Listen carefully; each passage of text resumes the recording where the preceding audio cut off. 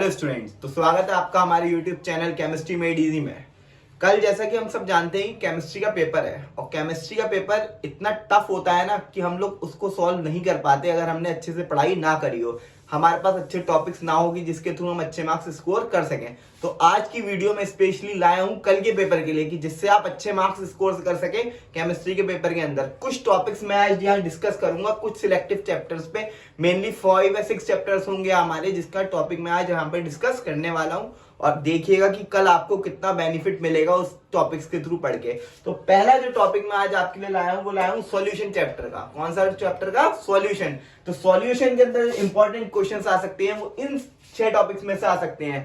पहला मोलरिटी, दूसरा मोलरिटी और फिर तीसरी चीज आती है कॉलीगेटिव प्रॉपर्टीज, उसमें भी ये 4 points, elevation in boiling point, depression, osmotic pressure, relative lowering in vapour pressure. ये 6 के 6 ही टॉपिक ऐसे हैं जिनमें से कल पेपर में आपको न्यूमेरिकल मिलने का 90% गारंटी के साथ मैं आपको ये बात बोल रहा हूं कि कल इनमें से ही न्यूमेरिकल सॉल्यूशन चैप्टर से फंसेगा।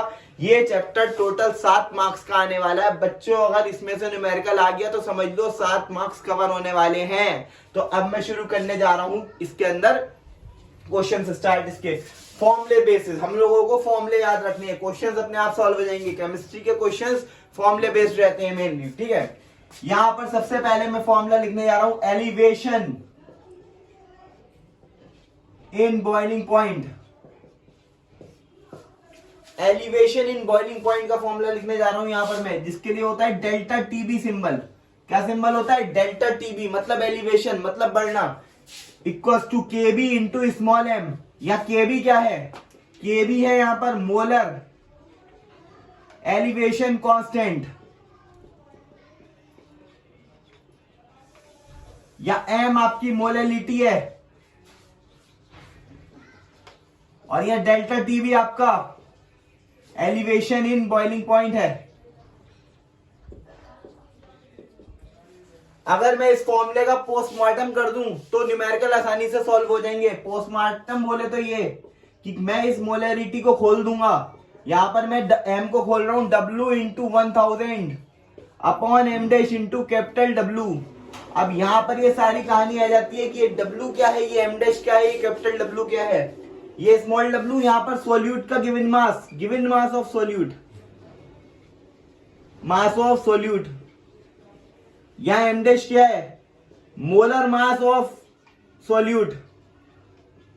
एंड कैपिटल W क्या है? Given mass of solvent. तो एक न्यूमेरिकल मैं ओरली बता रहा हूं यहां पर, अब टाइम नहीं है कि हम लोग सारे न्यूमेरिकल्स को कवर कर सकें। वहां क्वेश्चन में गिवन होगा 5 ग्राम ऑफ ग्लूकोज। क्या कह रहा होगा? 5 gram of glucose dissolved in 100 gram of water. तो जो 5 ग्राम चीज हो गई, जो चीज डिसॉल्व हो रही है, वो तो ये सॉल्यूट और उसको बोला जाएगा स्मॉल w। तो 5 ग्राम हो गया स्मॉल w।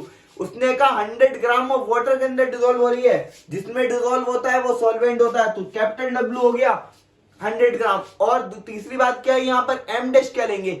एम डैश उसका लिया जाएगा जो सॉल्यूट डिसॉल्व हो रहा है। सॉल्यूट डिसॉल्व हो रहा है आपका ग्लूकोज, तो ग्लूकोज का एम डैश लिया जाएगा। ग्लूकोज का एम डैश होता है 180 ग्राम पर मोल। कितना होता है? 180। मेनली क्वेश्चन सॉल्यूशन में से जो आता है glucose, sucrose, ethyl alcohol, HCl, HNO3, H2SO4, इनके मोलर मास टिप्स पे होने चाहिए कि यहां पर हमें न्यूमेरिकल करने में कोई भी परेशानी ना हो। ओके, ठीक है। तो ठीक है, अभी हम लोगों ने पढ़ा था कि एलिवेशन इन बॉइलिंग पॉइंट का, लेकिन उससे पहले वहां पर एक एम चीज आ रही थी जिसको बोला जा रहा था मोलरिटी। क्या बोला जा रहा था? मोलरिटी। तो एलिवेशन का न्यूमेरिकल करने से पहले हमें एम निकालना आना चाहिए। एम मतलब यहाँ पे मोलरिटी है, तो मोलरिटी निकालना सीखेंगे। ये क्वेश्चन बहुत ज्यादा इंपॉर्टेंट है कल के लिए, इसमें का क्वेश्चन आ सकता है कल पेपर के अंदर। ध्यान रखना इस बात को। क्यों? एनसीईआरटी में आया हुआ है 2017 में, 2018 में, 2020 में 3 बार ये क्वेश्चन आ चुका है, 3 बार रिपीट हो रहा है ये क्वेश्चन। जो क्वेश्चन ज्यादा बार आ रहा है उस टाइप का क्वेश्चन आने की पॉसिबिलिटी बढ़ जाती है बहुत ज्यादा। तो ये क्वेश्चन पे बहुत ज्यादा ध्यान देना अगर अच्छे मार्क्स स्कोर करने हैं तो। अब यहां पर क्वेश्चन पढ़ो, पहले क्या है क्वेश्चन को समझो। In 214.2 gram syrup of sugar 34.2 gram sugar is present, calculate molality. वो कह रहा है कि 214.2 ग्राम चीनी का पानी है, उसके अंदर 34.2 ग्राम चीनी मौजूद है, शुगर मौजूद है, तो उसमें क्या होगा, क्या उसकी मोलेलिटी बताओ, क्या बताओ, मोलेलिटी। तो बेटा पहली बात तो हम ये देखेंगे कि सारी वैल्यूज क्या क्या है। अब वो कह रहा है यहां पर बताओ कौन सी चीज डिसॉल्व हो रही है, शुगर, कितने ग्राम, 34.2 ग्राम, तो यहां पर 34.2 ग्राम शुगर की वैल्यू, स्मॉल डब्ल्यू निकालना आ गया। मैंने क्या कहा था, एम डैश उसका लेंगे जो चीज डिसॉल्व हो रही होगी, यह शुगर डिसॉल्व हो रही है, एम डैश शुगर का लिया जाएगा। शुगर यहां पर एम डैश शुगर का होता है 342 ग्राम पर मोल।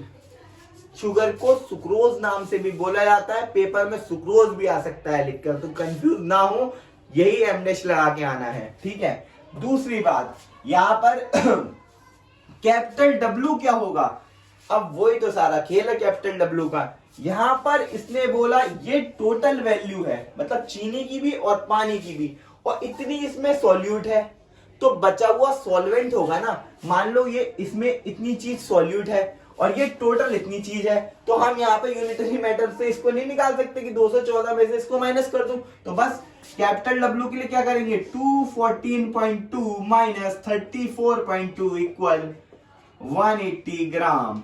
हमारी वैल्यूज क्लियर हो चुकी हैं, अब हमें बस फॉर्मूला लगाना है। यहां पर m equals to W into 1000 upon m dash into capital W। यहाँ स्मॉल m यहां पर आ गया, स्मॉल w की जगह 34.2 इंटू 1000 अपॉन m डैश की जगह यहां पर हम लगा देंगे 342 एंड कैपिटल W की जगह हम यहां पर लगा देंगे 180। ओके, अब इसको सॉल्व करना है। 0 से 0 कैंसिल, 34.2 से ये 10 टाइम्स कैंसिल हो गया, इस 0 से ये वाला 0 कैंसिल हो गया, m बराबर क्या हो गया 10 अपॉन 18 एंड 5/9 इसे 2 से कट करा, जो कि राउंड ऑफ करके 0.56 m आंसर आ गया।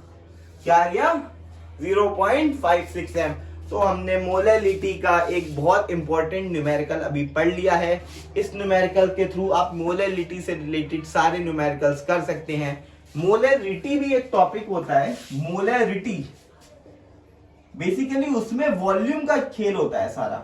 यहाँ कैपिटल एम होता है और डिनोट करने के लिए यहाँ पर वॉल्यूम का बस साइन आ जाता है, M dash into V, and V should always in litre, V हमेशा लीटर में होना चाहिए। और ये 1000 इसी बात को दिखा रहा है कि वी लीटर में है, क्योंकि मैंने इसे ऑलरेडी 1000 से मल्टीप्लाई करके लिख दिया है यहाँ पर। ओके, अब जो हम बनाते जा रहे हैं, मैंने सारे फॉर्मुलेज आपको बता दिए, उन टॉपिक्स को आप पढ़ लेना, elevation in boiling point, depression in freezing point, Raoult's law and last जो आपका टॉपिक है ऑस्मोटिक प्रेशर, इन सबको आप पढ़ लीजिएगा, इनके न्यूमेरिकल्स को। अब मैं आपको देने जा रहा हूं सारे चैप्टर्स के इंपॉर्टेंट क्वेश्चंस क्या लिख रहा हूं, उनको आप अपनी बुक से स्टडी कर लीजिएगा। आपको कल के पेपर में बहुत ज्यादा हेल्प मिलेगी उससे, और आप लिटरली पास हो जाएंगे इस पेपर के अंदर। तो अब हम लोगों ने पढ़ लिया सॉल्यूशन के इंपॉर्टेंट पढ़ लिए। अब जो चैप्टर मैं लाया हूं वो लाया हूं coordination compound, P block elements. इन दोनों चैप्टर्स में से, इन टॉपिक्स में से कल 101% क्वेश्चंस मिलेंगे आपको एग्जाम के अंदर। पहला है आईयूपीएससी लिगेंड्स वाली जो होती है ना, हेक्सामिथाइलिन वाली, वो वाली लिगेंड्स में मोनोडेंटेट की डेफिनेशन, डाइडेंटेट की लिगेंड की, एम्बिडेंटेट की, ब्रिजिंग लिगेंड्स की, इनकी डेफिनेशन लर्न करनी है बस, ठीक है, ये वाला लिगेंड्स में। और तीसरी चीज है वीबीटी, कौन सी, वैलेंस बॉन्ड थ्योरी, इसको पढ़ लेना। इसमें क्या क्या पढ़ लेना, इसमें इसका मैग्नेटिक नेचर पढ़ लेना और हाइब्रिडाइजेशन पढ़ लेना, और दूसरा इसका मैग्नेटिक मोमेंट पढ़ लेना। 3 चीजें पढ़ लेना, तुम्हारा काम हो गया कल के पेपर के लिए। अब है पी ब्लॉक में 8 नंबर का आता है, ये 8 नंबर का, इसको ध्यान देना। इसमें हेबर्स प्रोसेस कल लॉन्ग में मिल सकती है 5 नंबर में, ये ऑसवाल्ड प्रोसेस भी मिल सकती है, ये सारे टॉपिक है। लेकिन ये जो 2 लिख दिए ना मोस्ट इंपॉर्टेंट, इनमें से एक आना ही आना है कल, तो इसको अच्छे से पढ़ लेना। ये अमोनिया की है, ये नाइट्रिक एसिड की है, फिर ये लेड चैम्बर है, टाइम मिले ये भी पढ़ना। डेकन प्रोसेस, जीरोन के स्ट्रक्चर्स ये आपको जीरो ग्रुप में मिल जाएंगे। और ये आपके आपके आ गया है रिएक्शन ऑफ अमोनिया। ये कुछ रिएक्शन है, इनको जरूर पढ़ना। ये जो 4 रिएक्शन दे रहा हूं ना, ये 1 2 3 4, इनको जरूर पढ़ना। क्यों? क्योंकि ये जो 1 मार्क्स के क्वेश्चन बन के आते हैं ना कि व्हाट हैपेन व्हेन वाले, उसमें आते हैं ये क्वेश्चन और बहुत इंपॉर्टेंट है। एक तो अमोनिया वाली जब क्लोरीन एक्सिस में, अमोनिया वाली क्लोरीन से दोबारा, लेकिन अब अमोनिया एक्सिस में reaction of NaOH with chlorine, ये भी पढ़ना है। और लास्ट ये एनोमोलस बिहेवियर, दोनों का जरूर पढ़ना है। किस किस के? ऑक्सीजन के भी और नाइट्रोजन। एनोमोलस बिहेवियर क्या होता था? एनोमोलस बिहेवियर बोलते थे हम अपने परिवार के सदस्य से अलग व्यवहार करना। मतलब जैसे नाइट्रोजन सबसे पहला मेंबर होता है हमारा ग्रुप 15 का, तो ये क्या करता है अपने कम एटॉमिक साइज की वजह से और हाई इलेक्ट्रोनेगेटिविटी की वजह से ये अलग टाइप की प्रॉपर्टीज शो करता है जो कि इसके मेंबर्स से अलग होती हैं। जैसे कि एक क्वेश्चन बोर्ड में पूछता है वो कि NCl5 तो नहीं बनता लेकिन PCl5 बन जाता है, तो उसका रीजन क्या है? क्या है? क्योंकि इसका एब्नॉर्मल बिहेवियर है, इसके पास डी ऑर्बिटल है ही नहीं वेकेंट, तो ये बना ही नहीं पाता। तो ये ऐसे कुछ क्वेश्चंस वो पूछते हैं, तुम पढ़ लेना इन टॉपिक्स में से। कल तुम्हें पी ब्लॉक में और कोऑर्डिनेशन केमिस्ट्री में बहुत ज्यादा हेल्प होने वाली है, ठीक है। अब जो टॉपिक लेके आ रहा हूं वो मैं ला रहा हूं नेमिंग रिएक्शंस का। किसका? नेमिंग रिएक्शंस का। इन पे ध्यान दे, कल इसमें से नेमिंग रिएक्शंस मिल जाएंगी आपको, ठीक है। कोऑर्डिनेशन कंपाउंड्स और पी ब्लॉक के बाद अब बारी आ गई है नेमिंग रिएक्शंस की। नेमिंग रिएक्शंस बहुत ज्यादा पार्ट कवर करती हैं, इसलिए नहीं कि केवल नाम से आती हैं, इसलिए कि घुमा के भी आती हैं। उनको पहचानना, ये 10 मार्क्स का मिलेगा आपको। इसमें से यहां से लेके यहां तक 10 मार्क्स का, 10 का ये हो गया, 25 का पहले बता दिया, 35 मार्क्स का कवर मिल रहा है तुम लोगों को सिर्फ एक दिन की वीडियो से। यहां पर देखो आप, रीमन टीमन रिएक्शन, रीमन टीमन रिएक्शन फिनॉल की बहुत इंपॉर्टेंट रिएक्शन है। इसमें सैलिसिल्डिहाइड और सैलिसिलिक एसिड बनने की पॉसिबिलिटी होती है। ये वाली रिएक्शन आपको तैयार करनी है, बहुत इंपॉर्टेंट है, ध्यान से करिएगा। दूसरी आती है ओजोनोलाइसिस। ओजोनोलाइसिस एल्डिहाइड्स और कीटोन्स की बहुत ज्यादा इंपॉर्टेंट रिएक्शन है। इसके अंदर आपके पास में ओजोनाइड्स बनते हैं। क्या बनते हैं? ओजोनाइड्स बनते हैं। एल्कीन्स की मदद से ये एल्डिहाइड बनाने का तरीका है जो कि बहुत इंपॉर्टेंट है। डाउन प्रोसेस फिनॉल की रिएक्शन है, फिनॉल को बनाने के लिए काम में आती है। सी अब यहां पर वुल्फ क्रिस्टल रिडक्शन, ये एल्डिहाइड चैप्टर में आपको रिएक्शन मिलेगी। ये एल्डिहाइड्स की रिडक्शन रिएक्शन है जो कि बहुत इंपॉर्टेंट है।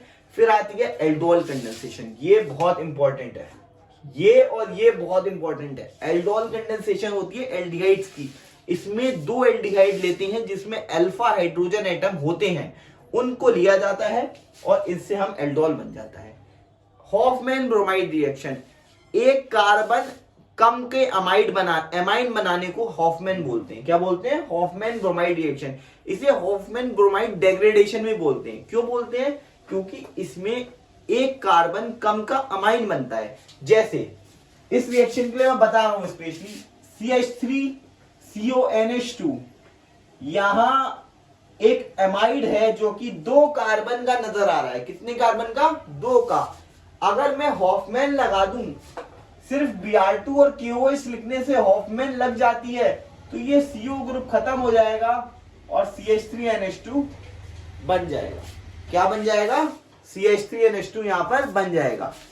अगली रिएक्शन आती है कार्बिल एमीन रिएक्शन। ये आइसोसाइनाइड बनाने में काम आती है। किससे? अमाइन से आइसोसाइनाइड कैसे बनाते हैं? इस रिएक्शन से बनाते हैं। फिर आती है गैब्रियल थैलेमाइड रिएक्शन। ये अमाइंस को बनाने का बहुत इंपॉर्टेंट मेथड है जो कि थोड़ा लॉन्ग है, तो इसमें ध्यान रखना है। इसमें हम टैलिक एनहाइड्राइड लेते हैं। क्या लेते हैं? स्टार्टिंग में टैलिक एनहाइड्राइड लेते हैं। उसकी कई स्टेप्स में ये रिएक्शन बनती है, बहुत इंपॉर्टेंट है, ध्यान से करना। कपलिंग रिएक्शन फिनॉल में भी है और अमाइंस में भी है, तो तुम फिनॉल वाली भी तैयार करना और अमाइंस वाली भी करना। दोनों ही लगभग सेम है, दोनों में डाई बनती है। क्या बनती है? डाई बनती है। तो ये 10 रिएक्शन, 9 रिएक्शन आपकी ये हो गई। अब आती है बाकी ये 10th रिएक्शन, ये है वुड्स रिएक्शन। वुड्स रिएक्शन आपको चैप्टर में मिलेगी हेलो एल्केन्स एंड हेलो एनीन्स में। ये एल्केन्स बनाने की रिएक्शन होती है। इसके हम एल्केन्स बनाते हैं। क्या बनाते हैं? एल्केन्स। सोडियम एटम की मदद से हम यहाँ पर एल्केन्स बनाते हैं, एल्काइल हैलाइड की मदद से। ओके। कैनिजारो रिएक्शन, एल्डोल का उल्टी रिएक्शन कैनिजारो। एल्डोल वो देते हैं जिनमें अल्फा हाइड्रोजन होती है और कैनिजारो वो देते हैं जिनमें अल्फा हाइड्रोजन नहीं देती। Just like formaldehyde and benzaldehyde. बहुत आसान रिएक्शन है। Fehling solution test and tolerant reagent test, दो टेस्ट हैं ये अलग अलग, तभी यहां पर स्लैश लिखा है मैंने। फेलिंग टेस्ट के अंदर हम कॉपर लेते हैं, क्या लेते हैं, क्यूप्रस ऑक्साइड, जिसे हम बोलते हैं फेलिंग सॉल्यूशन। उसकी मदद से हमें रेड पीपीटी मिल जाता है, क्या मिल जाता है, रेड पीपीटी। तो हमें पता चल जाता है इसमें एल्डिहाइड ग्रुप है। कौन सा ग्रुप है, एल्डिहाइड ग्रुप। दूसरा आ जाता है टॉलरेंट टेस्ट। टॉलरेंट टेस्ट के अंदर आपके क्या होता है, हम लेते हैं ammoniacal solution of silver nitrate. Ammoniacal solution of silver nitrate से हमें मिल जाता है यहाँ पर एल्डिहाइड का टेस्ट। इसमें सिल्वर मिरर मिलता है, क्या बनता है, सिल्वर मिरर। बेसिकली इस रिएक्शन के लिए हम Ag2O कंपाउंड लेते हैं। कौन सा कंपाउंड लेते हैं, Ag2O। ये ammoniacal solution of silver nitrate का एक शॉर्ट फॉर्म है, जिससे हम ये वाला टेस्ट प्रूफ कर पाते हैं। इसमें सिल्वर मिरर बनता है। क्या होता है, टेस्ट ट्यूब होती है, लैब में करोगे ना तो टेस्ट ट्यूब होगी, उसकी तरफ टेस्ट ट्यूब की चारों तरफ एक परत जम जाएगी सिल्वर की, प्रूफ हो जाएगा कि सिल्वर मिरर हमारा हो गया, एल्डिहाइड ग्रुप इसमें प्रेजेंट है। ये ना ग्लूकोज भी देता है ये टेस्ट। कौन देता है, ग्लूकोज भी टेस्ट देता है। HEZ रिएक्शन एसिटिक एसिड देता है आपका, प्रोपेनोइक एसिड देता है। इसमें हम क्लोरीन से रिएक्शन करते हैं, अल्फा कंपाउंड्स बन जाते हैं, alpha chloropropanoic acid, alpha comma alpha dash propanoic acid. तो आप ये चैप्टर आपको मिल जाएगा कार्बोक्सिलिक एसिड के अंदर ये रिएक्शन। बेंजोइन कंडेंसेशन एल्डिहाइड्स की रिएक्शन है, बेंजल्डिहाइड देता है। इटार्ड रिएक्शन भी एल्डिहाइड्स की रिएक्शन है। इसमें CrO2Cl2 ये वाली रिएक्शन में ये कैटलिस्ट होता है, इसको ध्यान देना इस बात को, ये टार्ट रिएक्शन का बहुत इंपॉर्टेंट पार्ट है। Kolbe-Schmidt reaction, Kolbe-Schmidt reaction phenol की रिएक्शन होती है। इसके अंदर आपके पास में सोडियम फिनॉक्साइड की मदद से सैलिसिलिक एसिड बनता है। क्या बनता है, सैलिसिलिक एसिड। एक जगह और बन रहा है रीमन-टीमन में, और एक जगह यहां बन रहा है कॉल्बे-शिमिट में। दोनों में से तुम्हें जो आसान लगे, और उसने पूछा हो कि सैलिसिलिक एसिड बनाना है, दोनों में से कोई भी लिख देना, मार्क्स पूरे मिलेंगे। लास्ट स्टेप आपके पास में बेंजोइन कंडेंसेशन, मैंने एक्चुअली 2 बार लिख दिया यहाँ पर, आप बेंजोइन कंडेंसेशन को पढ़ लेना। और लास्ट है आपका आइडोफॉर्म टेस्ट। कौन सा, आइडोफॉर्म टेस्ट। ये बहुत ज्यादा इंपॉर्टेंट टेस्ट होता है एल्डिहाइड्स और कीटोन्स के लिए। इसमें येलो पीपीटी बन के आता है CHI3 का। क्या बनता है, CHI3 का येलो पीपीटी। येलो पीपीटी हो जाए तो बनना आइडोफॉर्म बन गया। क्या बन गया, आइडोफॉर्म बन गया। अगर येलो पीपीटी आ जाए तो भाई इसी के साथ में आज के हमारा लेक्चर समाप्त होता है। इसमें हमने आपको सारी नेमिंग रिएक्शन बता दी, कोऑर्डिनेशन कंपाउंड्स, पी ब्लॉक के और सॉल्यूशन के इंपॉर्टेंट बता दिए। और आखिरी जो चीज मैं यहाँ पे बताने जा रहा हूँ वो मैं बायोमोलिक्यूल के इंपॉर्टेंट और देने जा रहा हूँ आप लोगों को, वो फाइनल है। इससे आप इजिली 40+ मार्क्स 70 में से स्कोर कर सकते हैं, 100 में से फर्स्ट डिवीजन आपकी स्कोर हो जाएगी। तो नेमिंग रिएक्शंस के बाद अब आगे हैं बायोमोलिक्यूल्स पर। बायोमोलिक्यूल्स बहुत ज्यादा इंपॉर्टेंट टॉपिक है। क्यों, क्योंकि एक तो बहुत आसान है, ऊपर से 8 मार्क्स का आता है एग्जाम के अंदर, 8 मार्क्स का आता है बायोमोलिक्यूल्स टोटल। इसमें भी सबसे इंपॉर्टेंट टॉपिक जो 101% कल पेपर में आपको मिल सकता है वो है प्रोटीन। और प्रोटीन में भी सिर्फ एक चीज दे रहा हूं, प्राइमरी स्ट्रक्चर, सेकेंडरी स्ट्रक्चर और टर्शियरी स्ट्रक्चर। इन तीनों को पढ़ लो, 5 नंबर का लॉन्ग मिलेगा कल इसमें से। दूसरा है structure of DNA, secondary structure. इसके अंदर हमें एडेनिन, ग्वानिन, साइटोसिन, थाइमिन, इनके बारे में पढ़ना होता है। इसका स्ट्रक्चर आप पढ़ लेना डीएनए का, ये भी इंपॉर्टेंट है। और लास्ट जो चीज आती है वो आती है ग्लूकोज की रिएक्शन। देखो अगर पेपर नॉर्मल लेवल का प्रिपेयर हुआ तो उसमें वो प्राइमरी, सेकेंडरी स्ट्रक्चर और टर्शियरी स्ट्रक्चर के बारे में पूछ लेता है। लेकिन अगर पेपर में ना थोड़ा सा ट्विस्ट आ गया तो वो ना इनकी रिएक्शंस पूछ लेता है। क्या पूछ लेता है, रिएक्शन की। क्या ग्लूकोज रिड्यूस कर पाएगा टॉलरेंट रिएजेंट को, क्या ग्लूकोज फिनाइल हाइड्रोजीन के साथ रिएक्शन करेगा तो कितने स्टेप्स में होगी, कौन कौन से स्टेप होंगे। तो टॉलरेंट टेस्ट जो होता है उसमें सिल्वर मिरर वाली रिएक्शन लिखनी है। कौन सी, सिल्वर मिरर। अब आखिर glucose tolerant reagent test, Fehling solution test, bromine water test क्यों दे पा रहा है, क्यों दे पा रहा है ये, क्यों, क्योंकि इसके पास एल्डिहाइड ग्रुप है। कौन सा ग्रुप है इसके पास, एल्डिहाइड ग्रुप। एल्डिहाइड ग्रुप होने की वजह से ये टॉलरेंट रिएजेंट टेस्ट दे पा रहा है, फेलिंग सॉल्यूशन टेस्ट दे पा रहा है। अब वो पूछता है कि इसके अंदर 5 OH ग्रुप हैं। ग्लूकोज के अंदर कितने OH ग्रुप होते हैं, 5 OH ग्रुप होते हैं ग्लूकोज के अंदर।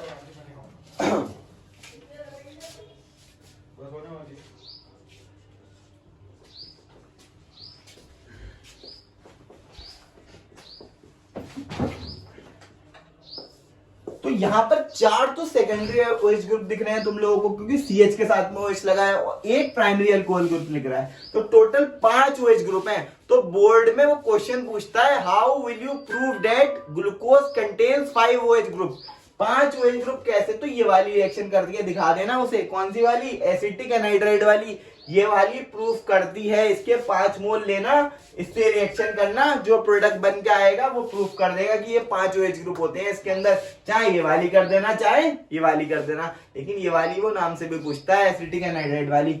ये ब्रोमीन वाटर वाली ऑक्सीडेशन वाली रिएक्शन है, इसमें आप क्या नाम है, सैक्रिक एसिड बनता है। और सेम ही HNO3 वाली रिएक्शन है, ये भी ऑक्सीडेशन वाली रिएक्शन है, इसके अंदर भी आपका सैक्रिक एसिड बनता है। लेकिन ये वाली रिएक्शन बहुत इंपॉर्टेंट है, फिनाइल हाइड्रोजन की, टॉलन रिएजेंट की, एंड ये लास्ट 2, ये बहुत ज्यादा इंपॉर्टेंट है। पूरा ये चैप्टर में से ही आपको कल 8 नंबर का मिल जाएगा, कुछ और मत पढ़ना इसमें से कंफर्म 8 नंबर का मिल जाएगा, ठीक है।